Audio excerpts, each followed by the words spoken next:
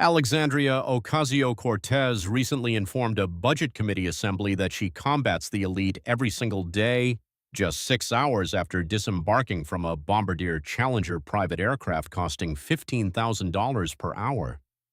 She remained unaware that the vice president had dedicated his weekend to reviewing her FEC documents, examining them line by line, hotel by hotel, and sushi dinner by sushi dinner, much like he previously analyzed venture capital balance sheets in Silicon Valley, tracking every single dollar until its final destination. Once she concluded her critique of politicians bankrolled by billionaires, Vance offered no argument. He simply unsealed a slender manila folder containing no labels and lacking any theatrics, proceeding to vocalize a specific figure of $53,500. Afterward, he inquired if the representative grasped exactly how many $27 contributions that amount equaled. She certainly lacked that answer. Hit that like button as you are about to witness the vice president deconstruct a $53,000 upscale hotel invoice utilizing nothing beyond a congresswoman's personal campaign records and basic grade school arithmetic. On May 28, 2025, inside room 608 of the Dirksen Senate Office Building, the Senate Budget Committee initiated a session regarding campaign finance transparency during the social media era, a title resembling a collegiate seminar that functioned primarily as a pretext to capture American politics' most renowned small-dollar fundraiser on video. Alexandria Ocasio-Cortez received an invitation to appear as an expert witness rather than as an official committee member. She belonged to the House instead of the Senate, yet as a trailblazer, she had accumulated more funds through $27 intervals than any prior congressional hopeful in history. She successfully transformed her Instagram stories into powerful capital-generating machines. She single-handedly established the plea to contribute $27 for the cause as a recognized cultural idiom. The committee eagerly desired to understand the exact method she employed. Vice President JD Vance directed the proceedings from the chairman's seat as a constitutional formality, wherein people expected him to merely hold the gavel and remain unobtrusive. AOC made her entrance exactly as she always did, not merely strolling into a space, but commanding it, much like paint dominates a canvas, featuring red lipstick, a white blazer, and the stance of someone who had commanded camera attention long before the majority of the committee's senators understood how to unmute their Zoom calls. She took her seat at the witness desk and tweaked her microphone, doing so not out of necessity but because tweaking a mic serves as the political counterpart to a fighter tapping gloves. She observed the committee, scanned the viewing gallery, and subsequently glanced upward toward the presiding officer's chair, where Vance rested with a manila folder placed upon his desk, prompting her to make a spontaneous decision that required roughly 2 seconds to formulate and would ultimately cost her roughly 2 years of credibility by abandoning her prepared remarks. Addressing the vice president with a tone resembling a challenge, she declared her intention to acknowledge the obvious issue, or rather the oligarch sitting in the chairman's seat, before delving into the topic of small-dollar donations. The atmosphere within the committee room immediately transformed. Financial hearings rarely commence with a House representative launching an offensive against the presiding official. Financial committee sessions typically begin with introductory remarks capable of functioning as heavy sedatives. You occupy that position solely because tech billionaire Peter Thiel determined you could serve a practical purpose. Your presence here has absolutely nothing to do with everyday citizens making small financial contributions. You have not arrived here because Ohio residents placed their faith in some organic grassroots campaign. Your position exists because a single individual signed a check, plucked you from a venture capital firm, and declared that you would suffice. Therefore, before this panel attempts to lecture anyone regarding campaign funding transparency, she hesitated, staring straight into the C-SPAN lens, perfectly pacing the moment as she always did since Ocasio-Cortez delivered performances rather than mere speeches, and every good routine requires a pause before the punchline, suggesting they might want to begin with the man holding the gavel. She had not yet concluded her remarks. She never stopped after delivering just a single blow. Her signature strategy relied on volume, throwing 3 jabs when a single strike sufficed. Knowing the home viewers primarily consume short video segments, and a higher quantity of strikes generates a greater number of viral segments. If you wish to discuss oligarchies, you embody the very definition of an oligarchy. You transitioned from authoring books about destitution to working for the wealthiest administration throughout American history. You never battle against the elite class, as you literally wedded into their ranks. You accepted Thiel's funding, rode along on Trump's ticket, and peddled your tale of impoverishment to whoever offered the largest sum. She directed her attention toward Vance, using not just one digit but her entire hand, a movement she had mastered during Instagram live broadcasts, utilizing an open palm gesture that appears slightly less hostile on video than a solitary pointing finger. And currently you lounge in that seat overseeing an inquiry into political financing, resembling a predator instructing a workshop regarding the protection of a poultry barn. She halted her speech to maximize the dramatic impact. She possessed a talent for dramatic stops, quite unlike Vance's heavy silences, utilizing pauses that functioned as tension-building inhalations. Do you realize what crosses my mind when I observe you sitting up there? I ponder the youth described in your memoir, the boy originating from Middletown, the child consuming fast food while dressed in second-hand suits, and I wonder where that boy vanished to, considering he surely does not occupy that seat. Peter Thiel currently occupies that seat, and the tech industry of Silicon Valley resides in that chair. That young man from Middletown serves as nothing more than the foundational myth utilized to market their merchandise. The audience in the gallery began to whisper. Their whispering carried the distinct vibration of a crowd observing a person take a massive gamble without yet knowing if the wager would prove successful. An assistant to AOC, a young lady holding a tablet, representing the type of staffer who routinely broadcasted live updates from proceedings before their conclusion, had already begun typing. The initial post had likely been composed beforehand, broadcasting that AOC had merely labeled Vice President Vance a predator giving a lecture regarding co-op protection. Up on the chairman's platform, Vance executed a rather unexpected action. He grinned, though not expansively, avoiding the typical politician's smirk that attempts to convey superiority over the situation. It was a minor, deliberate grin, the expression of an individual who had recently listened to his rival freely provide the precise vulnerability he had desired. This occurred because AOC had inadvertently provided two massive favors during her offensive without recognizing their true nature. Initially, she introduced the topic of finances, specifically his wealth, Thiel's capital, and elite funding, thereby unlocking the gateway to fiscal transparency, a portal that swings in two directions once unsealed. Secondly, she brought up Middletown, referencing the young boy, remaining completely oblivious to the fact that the youth remained present, that the boy holding the fast food water cup, wearing the thrift store attire, and dealing with a mother collapsed on the restroom tiles had never truly left. That youngster never departed. He simply acquired the skill to decipher financial ledgers. He held his tongue until she entirely concluded her statement. He then allowed 3 additional seconds of silence to pass. Following that delay, he finally opened the manila document holder. Representative Ocasio-Cortez, Vance stated, utilizing his standard, steady Midwestern inflection that remained neither boisterous nor hushed, perfectly tuned to a decibel level forcing listeners to lean forward instead of reclining backward. I am grateful for your input. I value the enthusiasm, and I wish to tackle your argument regarding the elite class since I consider the topic highly significant. He directed his gaze toward the documents before shifting his eyes back to her.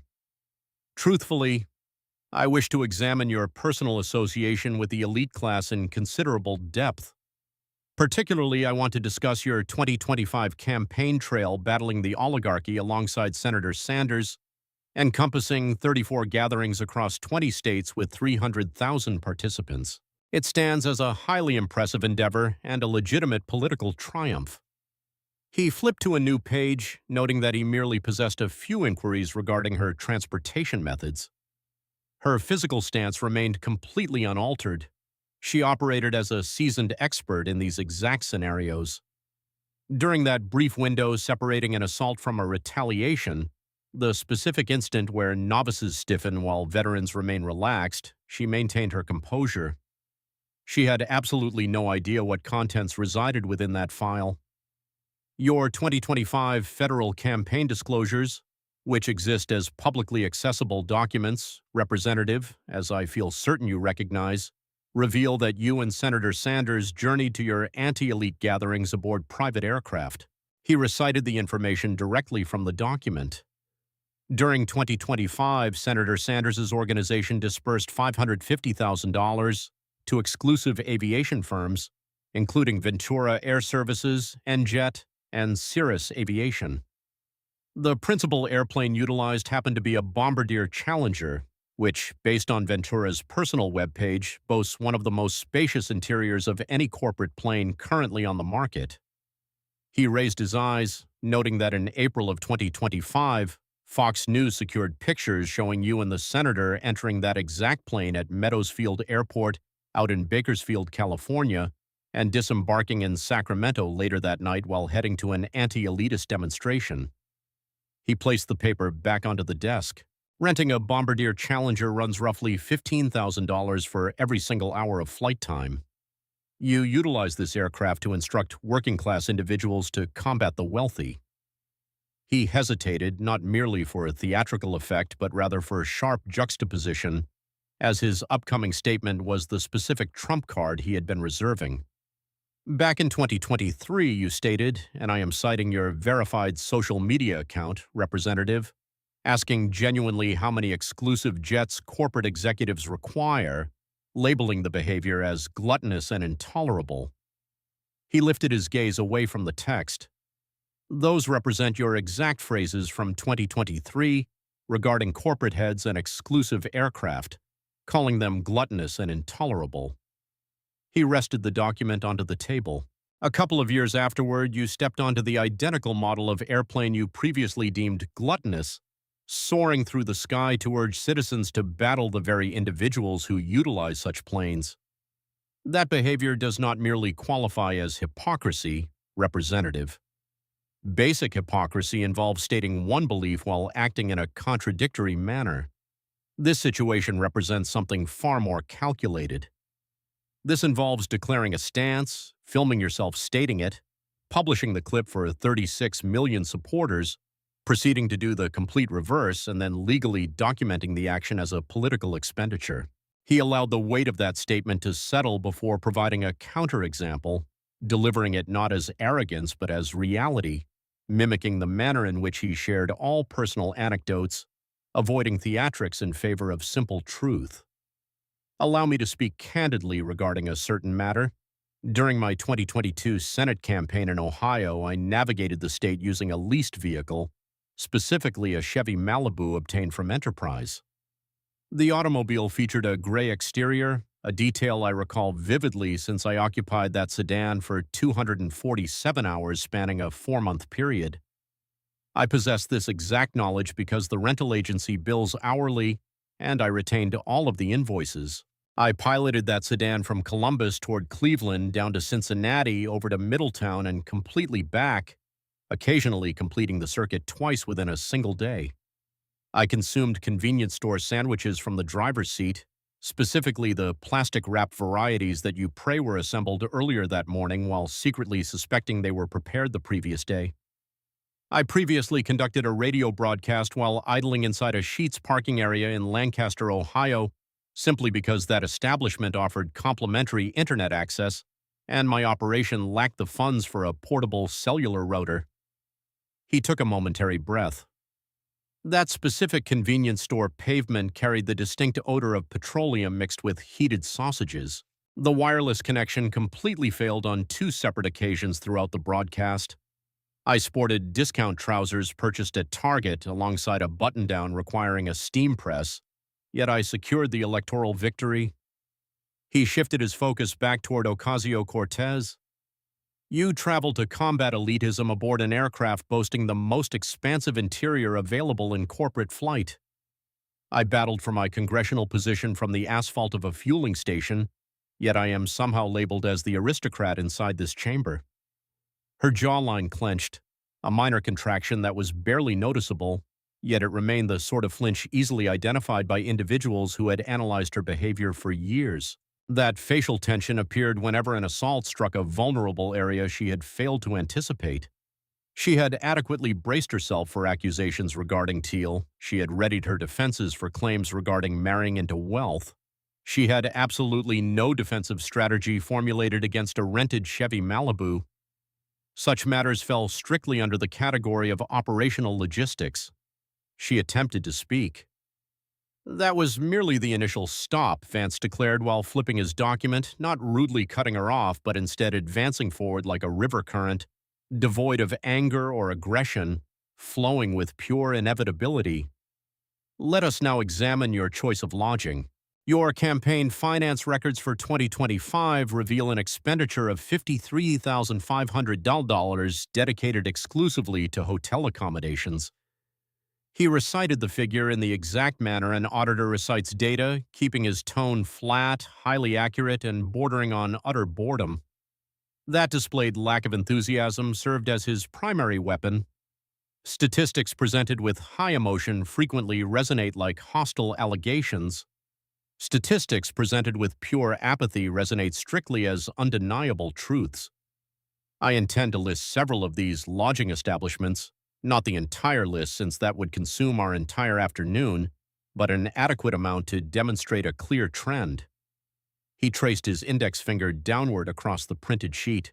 The list includes the Langham Huntington in Pasadena, a 5-star luxury resort, the Vidara Hotel and Spa in Las Vegas, a 4-star property linked to the Bellagio, the Lansdowne Resort and Spa in rural Virginia, the Asher Adams Hotel in Salt Lake City, costing $300 for the visit, the Leo Kent Hotel in Tucson, a boutique high-rise totaling $365.76, Hotel El Convento in San Juan, Puerto Rico, and the Hyatt Grand Central in Manhattan, which representative sits roughly 7 miles away from your personal residence. He placed the documentation back down. You dropped $3,000 on overnight lodging located a mere 7 miles away from your own home. The audience collectively exhaled, producing a noise caught between a chuckle and a sharp intake of breath, representing the specific sound of individuals mentally calculating figures and despising the resulting sum. $53,500 exhausted within a single calendar year. The vice president stared directly at the representative. $53,500. Are you aware of the median household earnings within your congressional district, Representative? The congresswoman provided no verbal reply. Her facial expression remained rigidly locked, utilizing the same appearance she projected during cable broadcasts. A look meant to convey she was absorbing the information and would counter when properly prepared. However, the positioning of her hands revealed an entirely separate narrative. Her right hand, previously sitting comfortably atop the desk, now rested concealed within her lap. People drop their hands into their laps whenever those appendages require a place to hide. I took the liberty of researching that statistic. The standard household salary within New York's 14th congressional territory rests right around $52,000. Your lodging expenses over a 12-month period, strictly covering hotels and excluding airfare or dining, exceeded your typical constituent's annual gross income by a margin of $1,500. He allowed that mathematical reality to linger. $53,500 stacked against $52,000. The resulting discrepancy equaled $1,500. That difference represented practically nothing, yet that variance simultaneously represented absolutely everything. Your local voters labor for 50 weeks annually, enduring 50 weeks filled with public transit commutes, consecutive shifts, skipped evening meals, and alarms blaring at 5 in the morning. 50 exhaustive weeks, and upon completing that grueling stretch, they have acquired $1,500 less than you burned on luxury suites while instructing them to battle the ruling class. The representative tilted her body forward. Political transit remains a completely valid and lawful operational expenditure. The presiding officer completed his slow nod. You are entirely correct about that fact. Furthermore, the Langham Huntington certainly qualifies as a legitimate lodging establishment.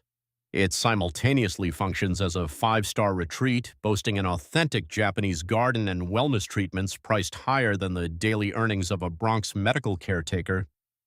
He flipped to the subsequent sheet of paper. Let us shift our focus toward your dining habits. Allow me to speak transparently regarding another detail. The individuals inside the chamber were quickly adapting to his conversational cadence. Each instance he requested to speak honestly signaled that the metaphorical dagger was about to strike. The gathered panel participants, spanning both conservative and liberal affiliations, completely ceased glancing at their cellular devices. The supporting staff members completely halted their keyboard strokes. The chamber possessed the distinct quietness of an audience observing an individual construct a legal argument much like a bricklayer erects a barricade, placing block upon block and tier upon tier without a single wasted movement. During my 17th year, my concept of dining out involved the local fast food discount board, not due to culinary preference, but because my total allowance equaled $3. His vocal tone remained steadfast, refusing to weaken into self-pity or crystallize into rage, simply delivering the information in the same manner one might report the daily forecast. I regularly occupied a seating arrangement inside the McDonald's, located along Verity Parkway within Middletown, holding a cheap chicken sandwich alongside a complimentary water container, since complimentary items carried immense significance. I frequently stared at the illuminated pricing board suspended above the registers, viewing photographs of premium burgers glowing brightly like cathedral windows, secretly hoping that perhaps one day I could afford them. He directed his eyes toward the New York representative. Your 2025 financial disclosures indicate purchases at a Manhattan sushi establishment featuring a $150 14-course sampling selection, a high-end seafood joint along the Vegas Strip, and a San Juan eatery serving mixed drinks priced above $20 apiece. Within Puerto Rico exclusively, spanning from June until September of 2025, your organization burned through $10,743 strictly covering culinary expenses and event food services. He placed the financial record upon the surface. Do you possess any concept regarding what $150 procures within your jurisdiction, representative? It purchases a fortnight's worth of supermarket supplies for an entire household. That means 14 days of grains, legumes, poultry, and whichever seasonal produce happens to be discounted. It covers half a month of assembling bagged meals since academic cafeterias also demand payment, 14 full days. He lightly struck the manila casing with his fingers. You blew that exact sum on a 14-course raw fish dinner, proceeding immediately to a public gathering where you informed your voters that wealthy elites were actively suffocating them financially. You accurately assessed that affluent individuals are indeed extracting their wealth. You merely omitted the detail wherein you consumed 14 luxurious courses funded entirely by their individual $27 contributions. The Congresswoman parted her lips to initiate a verbal response. Such expenditures represent standard campaign protocols. However, her statement terminated prematurely, not because her counterpart interrupted her, but because she internally processed her own words. She immediately realized how the phrase standard campaign expenditure would resonate following an anecdote regarding an impoverished teenager sipping from a complimentary fast food cup. She mentally previewed the inevitable viral video, combining her defense of routine political spending seamlessly interwoven with his solemn declaration that complimentary beverages genuinely mattered. Consequently, she sealed her lips tightly. Her defense perished immediately following the word campaign. That marked the initial remark she had actively suppressed during the entire proceeding. It certainly would not serve as the final one. The chairman rotated the next page into view. His dossier appeared increasingly slender, not because it originally possessed immense bulk, but because every discarded sheet represented an exposed layer, dragging the viewing gallery steadily closer toward the core revelation waiting at the bottom. We look now to August 2025 in San Juan, Puerto Rico. You delivered an impassioned address regarding urban gentrification, detailing how blue-collar households faced economic eviction from their native districts and lamenting the forced migration of localized groups holding generational roots within those specific blocks. He affirmed this with a slow nod. It was a highly effective presentation. I state that with absolute sincerity. The housing displacement crisis impacting San Juan remains entirely factual, and you discussed the issue projecting authentic emotional depth. He halted his momentum briefly. That compliment functioned solely as the trap's bait. The gathered attendees understood his tactical rhythm perfectly by this juncture. During that identical week on that exact excursion, photographers captured you occupying an exclusive VIP enclosure during a Bad Bunny performance inside the Coliseo de Puerto Rico, physically dancing within premium stadium seating. Your political finance disclosures expose venue leasing fees totaling $23,712.62 charged by that identical stadium, split across two distinct transactions of $16,725 during June and $6,962 nearing late August. He fixed his gaze upon the Congresswoman. You informed the citizens of San Juan regarding their systemic removal from their own communities, immediately proceeding to dance inside a luxury concert box where your organization dumped 23 grand, all occurring within the identical municipality over the span of a few days. The vice president shook his head, avoiding any theatrical exaggeration in favor of a sluggish, distinctly mournful side-to-side motion that served as his personal trademark.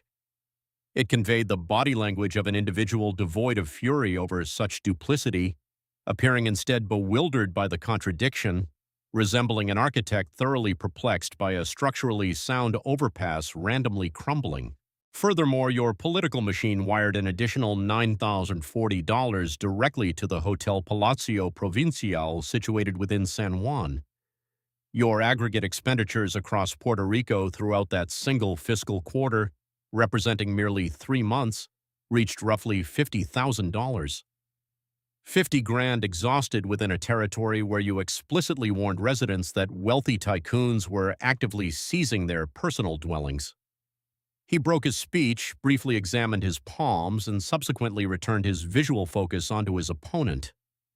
Allow me to describe the true appearance of community displacement from an internal perspective, Representative, since I have personally witnessed it, not within San Juan, but rather back in Middletown. Once the local metal foundries shut their doors, residential properties plummeted in value. Following that massive depreciation, real estate speculators invaded, skipping the massive corporate builders in favor of independent operators who snatched up entire neighborhood blocks for $30,000 a pop, renovating them strictly to resell at $120,000, effectively financially evicting households harboring 3 generations of localized history. I personally observed this exact phenomenon unfold along my grandmother's residential avenue. Mama's longtime neighbors, the same individuals who shared backyard grills with her, monitored my childhood development and dialed emergency services whenever my mother's romantic partners became violent, found themselves economically banished one after another, resembling decaying teeth dropping from a diseased smile. He established direct eye contact with the Congresswoman once more. I inherently comprehend the agonizing sensation associated with urban displacement. The experience equates to helplessly watching your childhood community morph into a stranger's lucrative financial portfolio. I would absolutely never stand before a crowd to monetize that specific trauma and subsequently go party inside an exclusive stadium enclosure within that very same municipality during that exact same week. I refuse such actions because the exact demographics you claim to represent possess zero capacity to purchase premium luxury seating. They lack the financial liquidity to secure even the cheapest standard admission. A significant portion of them cannot even scrounge up the bus fare required to travel toward the stadium. Yet you continued to dance. He shifted his weight toward the rear of his chair. Such behavior does not equate to battling on behalf of blue-collar citizens, Representative. That merely equates to touring working-class misery during the interludes separating your musical entertainment. The representative's digital assistant had entirely ceased her keyboard inputs. The electronic device rested completely dormant atop her thighs. Within the Beltway ecosystem, An inactive screen during a congressional inquiry functions identically to a surrendered white flag. This indicates the staffer determined nothing currently transpiring deserves live broadcasting, as every single moment unfolding within the chamber will inevitably populate hostile opposition research dossiers. The Congresswoman herself adjusted her positioning, executing a subtle maneuver that entirely reconfigured her physical balance. She had initiated the assembly pitched aggressively forward, projecting the unmistakable stance of a predator. Currently, she found herself pressed firmly against the seat's backing. Her physical disposition shifted, mimicking the ocean's tide, drifting slowly and without detection until one suddenly recognizes the surf has retreated 6 feet, leaving them stranded atop parched sand. "While we remain focused upon your geographical movements," Vance injected, framing the comment practically as a casual tangent, though that casualness operated flawlessly as a concealed blade masquerading as a trivial appendix. "The Federal Border Coordinators Division has formally verified an active inquiry targeting your organization for hiring illegal aliens and organizing workshops detailing methods to bypass immigration authorities. I intend to allow that specific probe to reach its natural conclusion without interference. However, I feel compelled to mention that the foundational document you referenced during your rebuttal, the very Constitution you instructed Mr. Homan to review, explicitly features Article 1, which firmly establishes the legal obligations belonging to a congressional representative. Active federal obstruction absolutely does not reside among those listed duties." He advanced to the subsequent sheet. "We have reached the final document. We have a single remaining topic to cover, Representative, and I prefer to navigate this specific area with extreme caution." The entire chamber physically sensed the atmospheric alteration.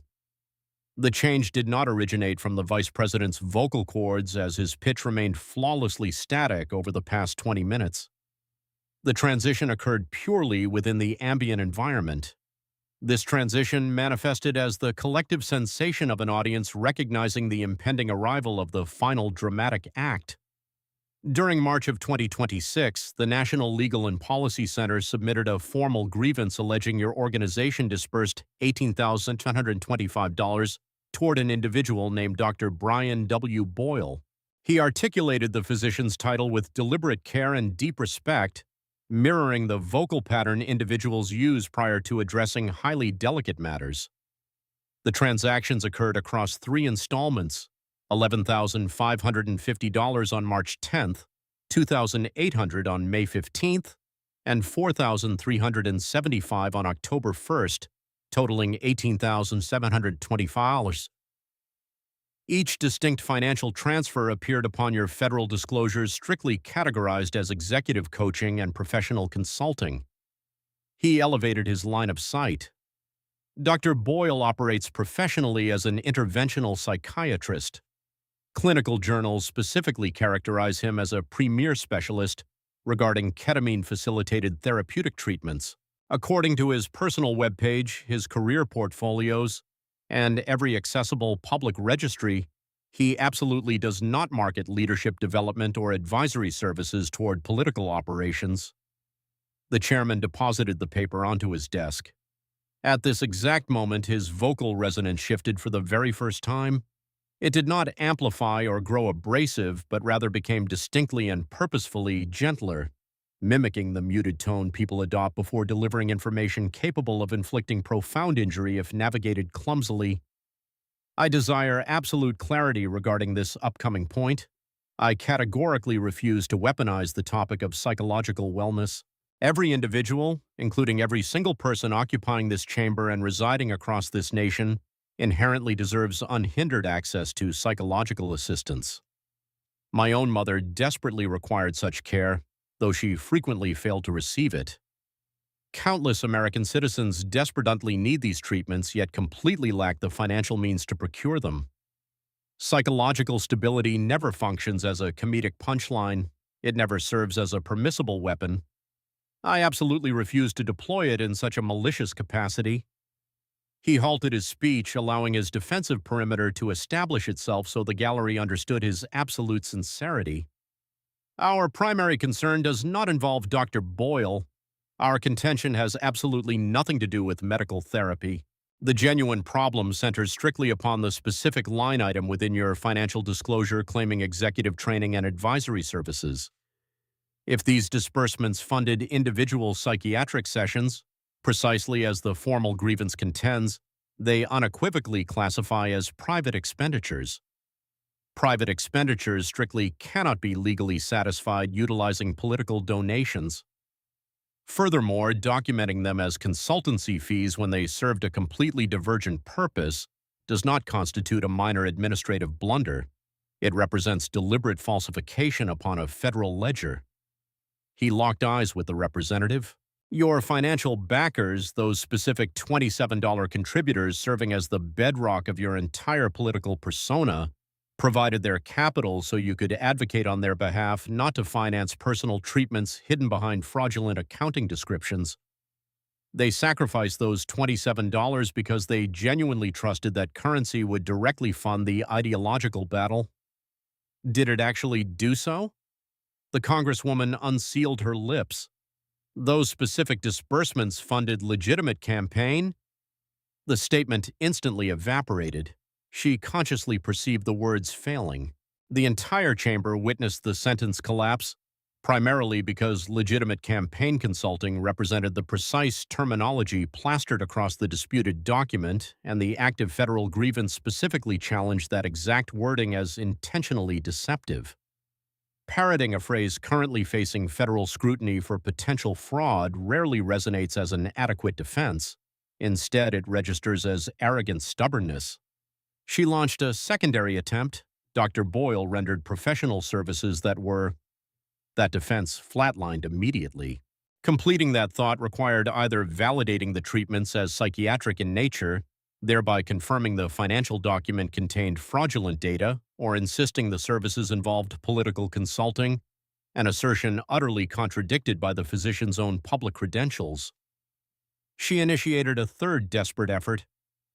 I have remained entirely cooperative alongside. She actively interrupted her own statement during this attempt. She aborted the sentence because citing cooperation with federal investigators remains the standard boilerplate language utilized exclusively by individuals who have recently retained criminal defense attorneys. 3 separate statements resulted in 3 consecutive verbal miscarriages. The legendary rapid-fire articulation, that trademark machine gun cadence dominating cable television segments, social media debates, and digital stories, utilizing sheer vocal momentum to bury adversaries beneath an avalanche of words, had completely malfunctioned. Her mutiny resulted not from Vance actively censoring her speech, but rather from raw mathematics rendering her completely mute. Her own personal statistics, her own submitted ledgers, and her very own transaction records sealed her lips. The vice president snapped the dossier shut, pushed it aside, and interlaced his fingers atop the wood, assuming the exact posture he utilized whenever the analytical portion concluded and human interaction commenced. Representative, I possess exactly one final inquiry. The gallery veterans immediately identified that specific preamble from preceding assemblies. A single inquiry from the chairman never genuinely consisted of just one isolated question. It functioned as an encompassing riddle harboring every preceding query, similar to how a tiny acorn conceals a massive oak. Your federal disclosures from 2025 demonstrate the subsequent data. He completely ignored the physical document. The file remained firmly shut. He had committed the entire sequence to memory. The figures flowed straight from his cerebral cortex, mimicking the effortless recall of a veteran venture capitalist who memorizes financial metrics out of sheer habit rather than active exertion. $53,500 exhausted upon premium and specialty lodging. $18,725 funneled toward a mental health professional, masquerading as operational consulting. Your projected portion of exclusive aviation expenses alongside Senator Sanders, calculated highly conservatively at $80,000 based upon individual passenger distribution during joint travel. Roughly $50,000 burned across Puerto Rico within a single 3-month window covering rooms, dining, and stadium leases. That totals approximately $200,000 in luxury lifestyle maintenance crammed into a single 12-month cycle and disguised as legitimate political overhead. He paused momentarily. That massive figure hovered heavily throughout the chamber. 200 grand materialized, and the entire gallery sat paralyzed beneath its weight. Your typical grassroots supporter sacrifices $27 per transaction. He locked his vision onto the Congresswoman. Exactly how many $27 contributions are required to cover a single evening inside the Langham Huntington over in Pasadena? Complete quiet followed. A single second passed, 2 seconds elapsed, 3 ticks faded away. The representative remained frozen. Her facial muscles held their practiced television expression, appearing serene and prepared, presenting the facade of someone possessing an immediate rebuttal for any conceivable scenario. Unfortunately, she entirely lacked a retort against raw arithmetic. One cannot politically manipulate basic division. One cannot apply a social media filter over cold calculations. Mathematical truths remain utterly indifferent regarding your digital follower count. 4 seconds dragged by, 5 full seconds vanished, 6 seconds ticked off the clock. The attendees tracked the duration in the exact manner people normally measure the vice president's dramatic pauses, relying upon internal cardiac rhythms rather than mechanical wristwatches. Every passing moment stretched noticeably longer than the preceding beat. 7 seconds expired, 8 ticks disappeared. The Congresswoman's right palm drifted toward her beverage tumbler, not seeking hydration but desperate for a physical anchor. The crystal container functioned as a stabilizing weight, providing a tangible object to grasp that did not represent an impossible inquiry. Her digits curled tightly around the cylinder, mimicking the desperate clutch of an individual grabbing a handrail during an earthquake. She clung to it not because the barrier offered actual salvation, but simply because gripping a solid object feels infinitely superior to grasping empty air. 9 seconds dissolved, 10 seconds ultimately finalized. Her subordinate's digital device remained entirely blank. That screen had remained deactivated ever since the Puerto Rican revelation. Up in the viewing section, a journalist representing The Hill documented the exact duration utilizing her cellular stopwatch application. She subsequently published the precise chronological measurement online. She noted it spanned 10.3 seconds, declaring it the most prolonged dead air she had ever recorded during a federal inquiry. The presiding officer gave a slight nod. "I am happy to compute the figures on your behalf." His tone dropped to a murmur completely devoid of mockery or victory, adopting the specific hush an educator utilizes when a pupil flounders, fully aware that public humiliation imparts a stronger lesson than rote memorization. A solitary evening inside the Langham Huntington commands roughly $4,000 according to your own operational ledger. Divided by $27 per contribution, the sum requires exactly 148 individual financiers. That equals 148 employed American citizens. That represents 148 individuals who unlocked their devices, navigated toward Act Blue, and manually entered their banking credentials, memorized digits they constantly punch in to cover housing, food, utilities, and childhood portraits, surrendering $27 because they genuinely believed those funds would fuel the ideological crusade. He permitted the number 148 to hang heavy inside the chamber. 148 human beings funding a single evening inside a lone hotel room for a politician, demanding those exact same individuals wage war against the ruling class. The marginalized citizen you constantly reference represents the very person donating those $27, Representative. Vance's vocal projection reduced to a near whisper, utilizing the specific low frequency that microphones catch and broadcast louder than an aggressive scream. You took their $27 and burned it on a luxury suite they will never possess the financial capacity to visit. Ocasio-Cortez remained seated behind the witness desk, demonstrating an entirely unnatural lack of motion.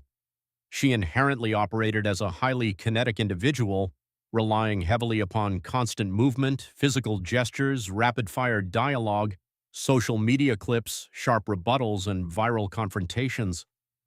Complete stillness simply did not belong within her standard repertoire. However, the undeniable arithmetic had completely stripped away her usual arsenal, functioning exactly like a power grid failure extinguishing every light bulb in a building. The only remaining image featured a politician paralyzed in her chair, staring down at her own financial disclosures resting atop the wood, knowing 148 working-class supporters financed every single lodging invoice.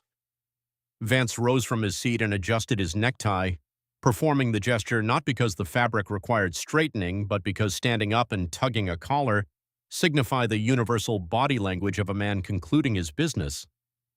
You arrived here today intending to lecture the public regarding small-dollar fundraising, Representative. I firmly believe we have adequately addressed that specific topic.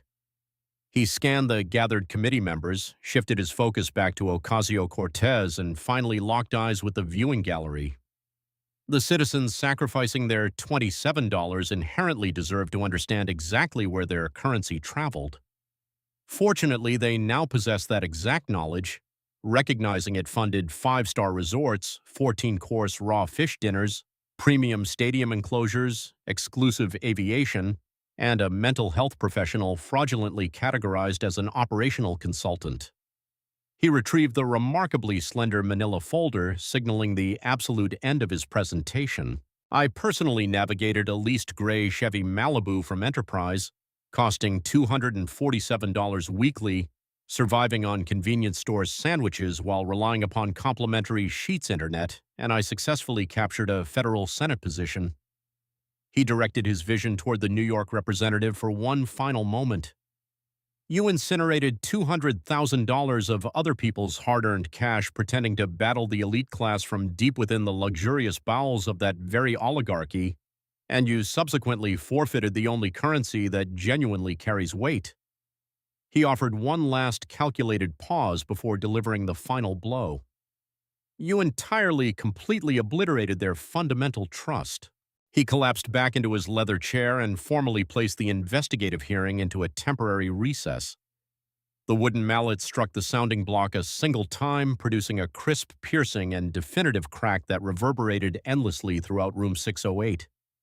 That sharp acoustic wave mimicked the precise and absolute nature of mathematics, leaving absolutely zero margin for alternative interpretations. The initial viral segment required absolutely zero editorial manipulation. It simply featured his inquiry regarding how many $27 donations covered a single evening at the Langham Huntington, followed by 10 agonizing seconds of dead air, concluding with his devastating summary of 148 citizens funding one night inside one room. That raw 53-second clip struck Twitter, migrated immediately to TikTok, subsequently flooded Instagram, and eventually permeated the deeper corners of the internet where viral videos transcend simple media and morph into massive cultural touchstones. The footage accumulated 22 million impressions within a mere 8 hours, achieving virality not through cruelty or humor, but through undeniable mathematical truth. Pure arithmetic remains the single concept the digital world fundamentally cannot debate. Partisan defenders desperately attempted to argue that political transit remains entirely standard, insisting every candidate requires lodging, and claiming these practices represent basic operational procedures. However, the counter-arguments remained universally identical, endlessly repeating the phrase regarding 148 citizens, $27 and a single night, urging everyone to simply do the math. The figure of 148 rapidly transformed from a simple statistic into a universally recognized unit of measurement. Citizens immediately began questioning the mathematics behind every single political disbursement. If a political action committee blew 50 grand on a gala, users immediately noted it cost 1,852 individuals, sacrificing $27 apiece. Whenever a federal lawmaker traveled via first-class seating, the internet instantly demanded to know the exact amount of 148s required to cover the upgrade. That specific number entirely escaped the confines of the Congressional chamber, evolving into a lethal digital tool. It became an instrument allowing anyone possessing a cellular calculator to instantly measure the massive hypocritical distance spanning between a politician's public rhetoric and their documented financial disclosures. The numerical metrics seamlessly cross deeply entrenched partisan boundaries. A liberal political consultant appeared on MSNBC and reluctantly admitted the absolute devastation caused by the figure. He visibly struggled while delivering the assessment, resembling a dental professional informing a patient they desperately require a massive root canal, noting that the 148 statistic destroys narratives because it relies upon basic division rather than subjective opinion. You simply cannot fact-check a mathematical equation. A conservative strategist appearing on Fox News quickly countered that nobody needs to verify the math. They merely require a cheap calculator and a functioning moral compass. Within a 48-hour window, an anonymous developer launched a dedicated website titled 148donors.com. Users simply inputted any political expenditure, and the software instantly calculated the exact volume of $27 contributors required to finance the purchase. The platform completely crashed on 2 separate occasions due to overwhelming server traffic. By the 3rd day of operation, visitors had utilized the conversion tool a staggering 4.3 million times. The most frequently calculated item involved a $35,000 Met Gala admission, which equaled precisely 1,296 individual donors. The second most heavily searched expenditure involved the $15,000 hourly rate for exclusive aviation, equating to 556 supporters per hour of flight. The third most popular search queried the $150 raw fish dinner, which resulted in 5.6 human contributors. That final fractional result quickly spawned its own isolated meme format. Because you obviously cannot dissect a human being into 6/10 of a person, that specific decimal highlighted the absolute cruelty of the situation. An individual's entire $27 sacrifice failed to even cover the total cost of the luxurious meal, managing only to finance the introductory appetizer. The rental vehicle anecdote achieved its own separate viral trajectory, completely divorced from the primary scandal. The corporate social media division at Enterprise Rent-A-Car officially posted that while they typically avoid political commentary, they absolutely do lease gray Chevy Malibus for $247 weekly. That specific digital update rapidly accumulated 4 million positive endorsements. An internet sleuth successfully geolocated the exact Sheetz convenience store situated in Lancaster, Ohio, where Vance conducted his desperate radio broadcast, and quickly uploaded a photograph of the location. The local franchise operator subsequently erected a custom sign advertising their complimentary internet as sufficient for a future vice president. That specific parking lot advertisement quickly evolved into a mandatory pilgrimage destination for right-leaning media personalities. Within a single week, 3 additional Sheetz locations blatantly copied the promotional display. Enterprise simultaneously launched a specialized Malibu vehicle category, cheekily rebranding their most economical rental tier with a subtle nod to the viral moment. The stark contrast comparing a $150 dinner against a fortnight of groceries generated an entirely new cottage industry focused on budgetary analysis. A domestic sciences educator residing in Detroit uploaded a TikTok video demonstrating the exact volume of supermarket goods that some procures within the Bronx. The 17-minute recording painstakingly documented every single item and grocery bag individually. The broadcast concluded with the instructor displaying the massive receipt while declaring that the total covers 2 full weeks of sustenance for a 3-person household, perfectly contrasting the single 14-course luxury meal. That specific piece of media garnered 31 million views and received a direct endorsement from the vice president's verified social media channel.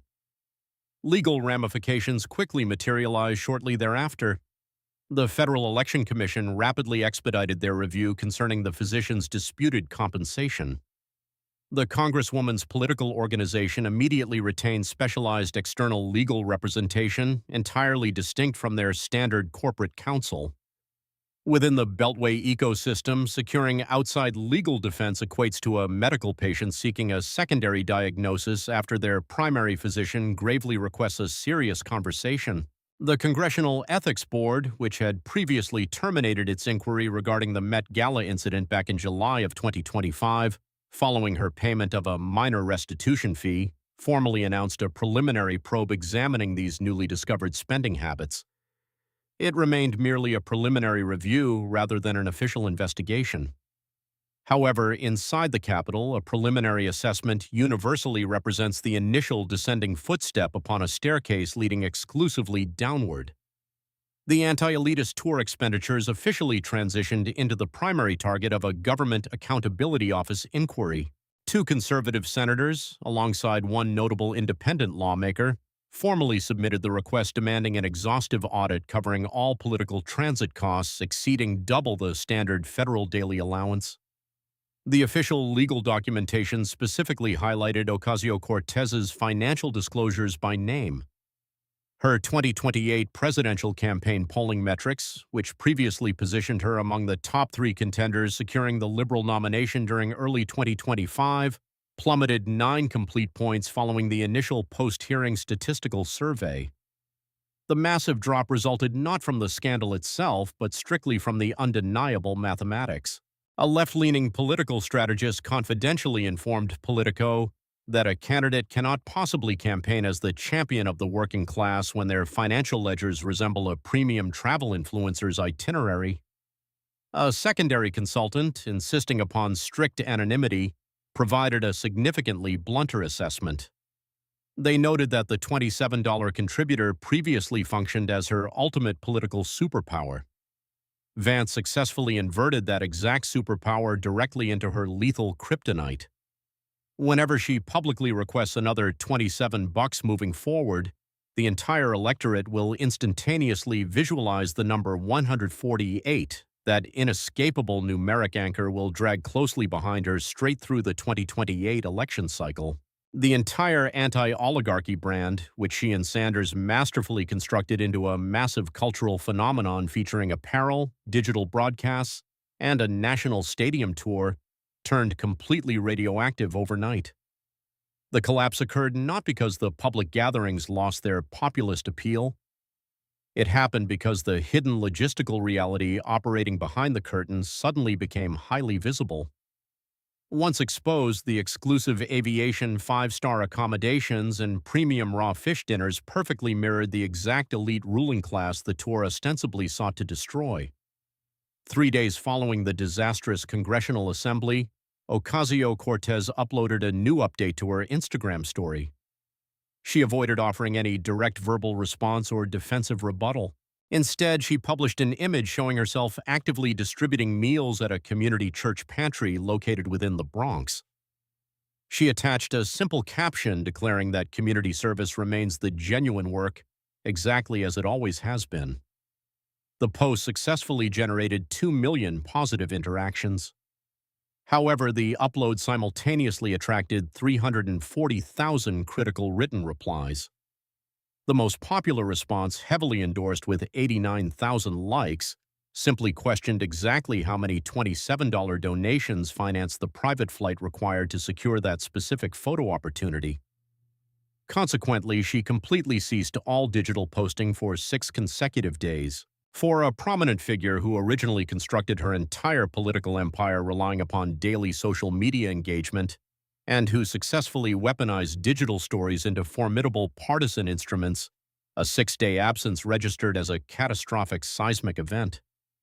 That specific tremor easily registered at a magnitude of 148 on the political Richter scale. Maria Gutierrez rested heavily upon the mattress edge inside apartment 4C at 1847 Vice Avenue over in the Bronx. She occupied the identical residence, sat upon the exact same bedding, and stared at the same television resting upon her dresser. She kept the volume strictly dialed down to 14 because the building's partitions lacked sufficient insulation, and her neighbor, Mrs. Dominguez, worked nocturnal shifts and required daytime rest. Maria deeply respected the concept of sleep because she intimately understood the desperate physical necessity of achieving it. The clock read 6:40 in the evening, and she remained dressed in her lavender medical caretaker uniform.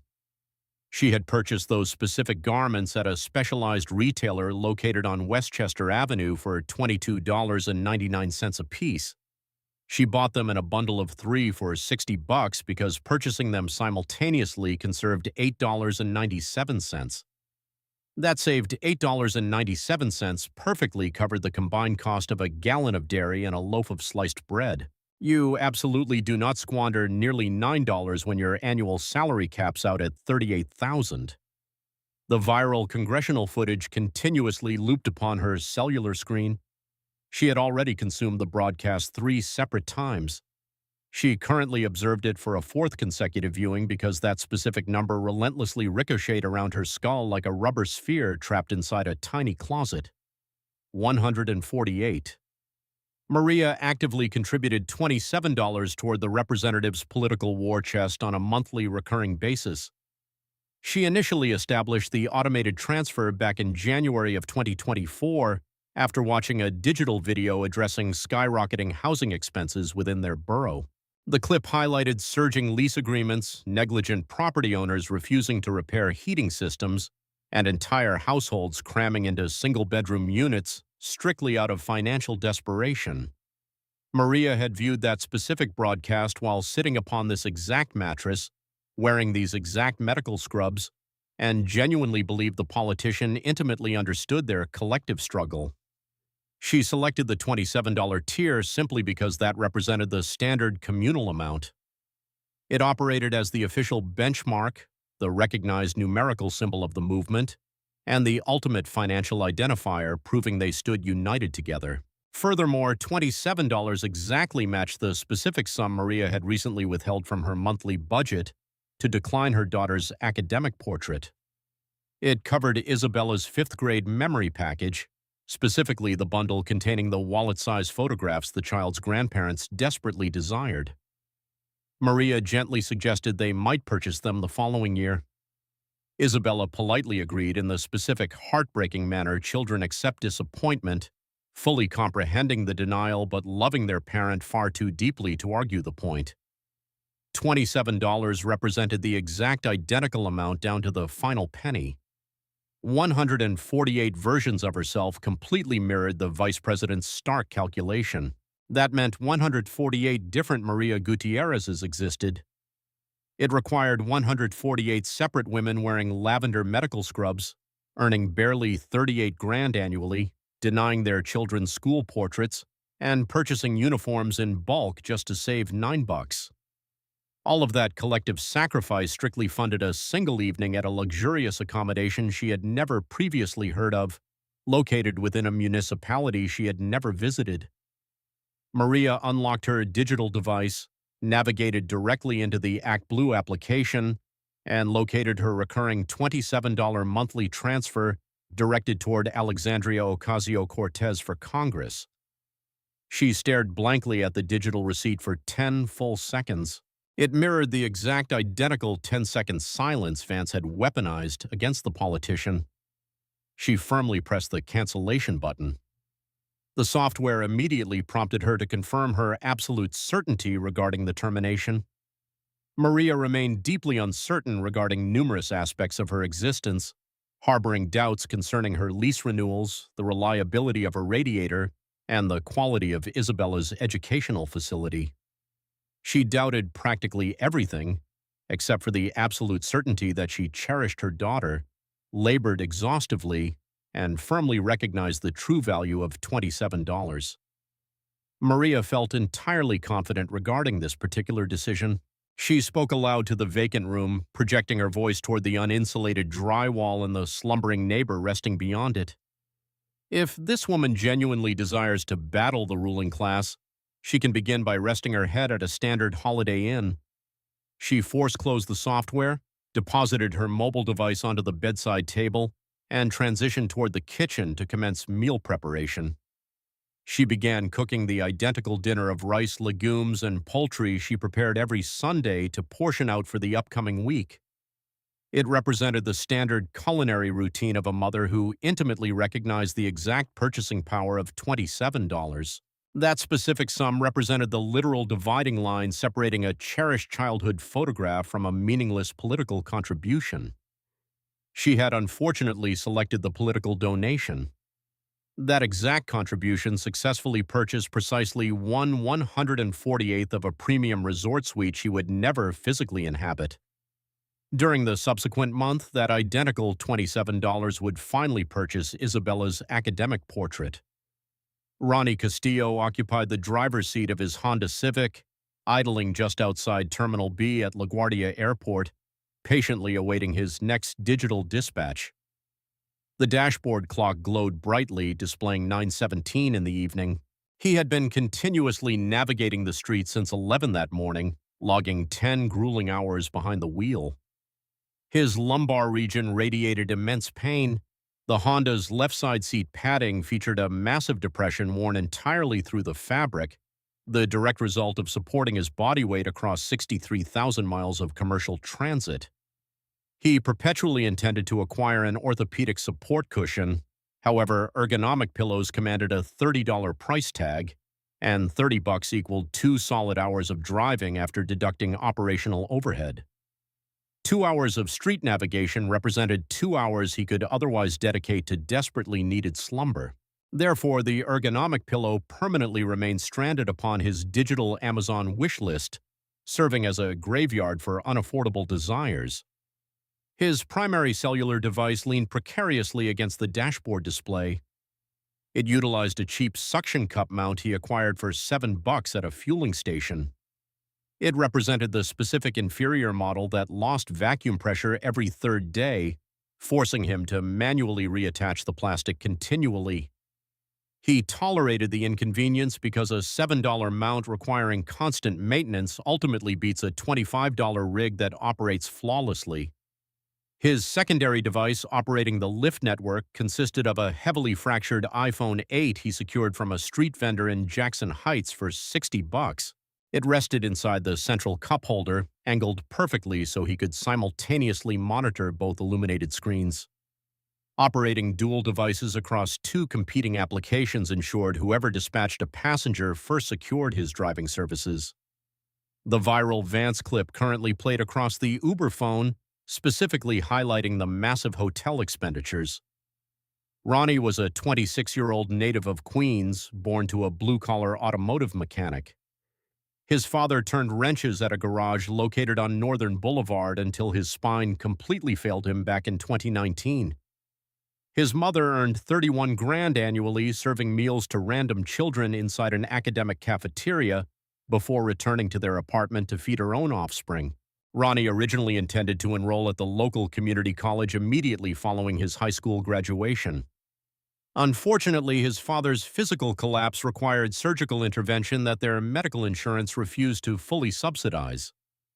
The household desperately needed a replacement breadwinner, while the patriarch underwent physical rehabilitation. Consequently, Ronnie registered as an Uber operator the week after receiving his diploma and permanently skipped his freshman orientation at LaGuardia Community College. He fully recognized the bitter irony of his current situation. He parked directly outside the LaGuardia Aviation Terminal every single evening awaiting transit fares. He operated his vehicle mere miles away from the specific educational institution sharing the exact same name, a campus he never officially attended. He occasionally observed the enrolled scholars walking toward their evening lectures carrying heavy backpacks and clutching caffeinated beverages.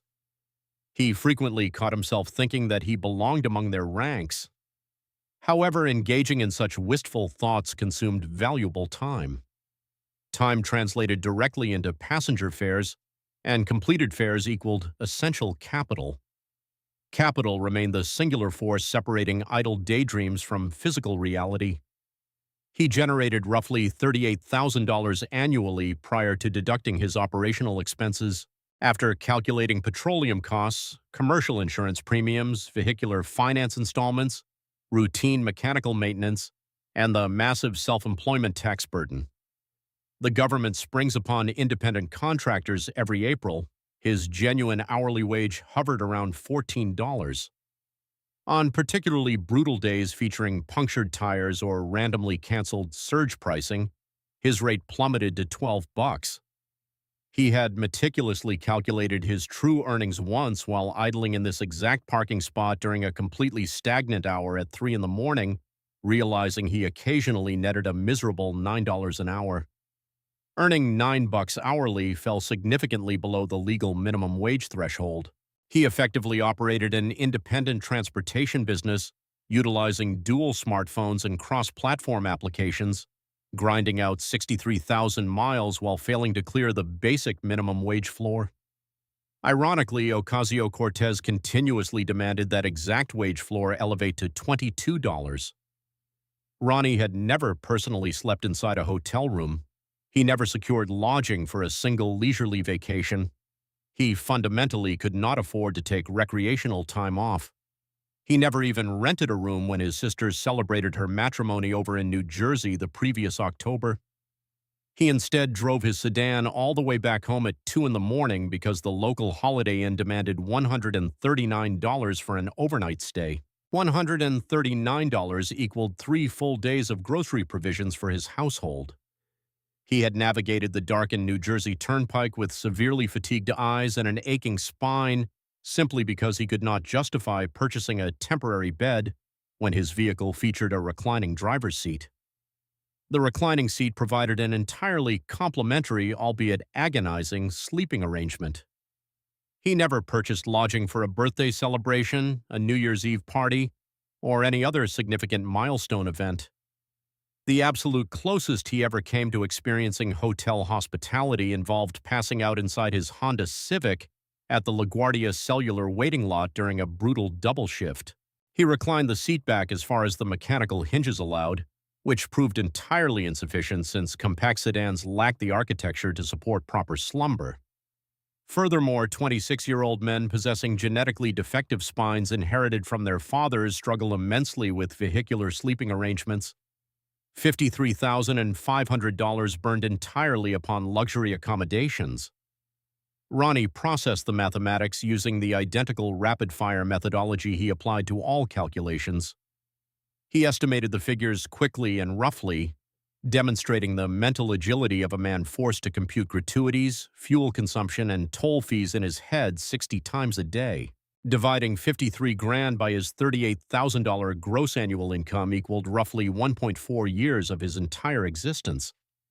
That represented 1.4 years strictly comprised of 10-hour shifts, desolate LaGuardia parking lots, pathetic $7 plastic phone mounts, and a depressing Amazon wish list where ergonomic back cushions go to permanently die.